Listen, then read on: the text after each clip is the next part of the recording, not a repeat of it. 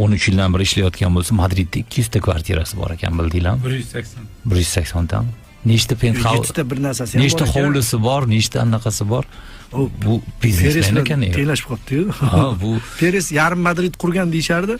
Bu yarim yarmini Madrid sotib sotib olibdi. Bu yoqdan sotib olgan shekilli. ya anaqa nima deydi, qimmat rayonlardan, eng zo'r rayonlardan, eng qimmat joylar hammasini keyin ijaraga berar ekan, bilasiz? Tasavvur qiling, oylikdan ko'p pul yig'adi-yu bir oyda. Lekin dunyoda eng ko'p Oylik oladigan. Ya shuning uchun ham menimcha borku, oilaviy o'tirishganda o'g'lim deganda, Julianoga borku, shuncha mol mulkimiz yo'q ketadigan uchun qanaqa o'ynadi, qara. Eng zo'rlardan tashashimiz o'zini darajasidan kim zo'r o'ynadi desa, Griezmann zo'r bilamiz, Alvarez zo'r bilamiz endi o'zi futbol sifatida. Hozir aytayotganimiz Llorente o'zi tagi zo'r futbolchi, yomon emas u. Lekin bu zo'r futbolchi emas o'zi. Bunda klassali top emasda, Juliano. Tushuna olmaysiz-ku, o'zini akademiyasidan lekin uch kun zo'r o'ynadi.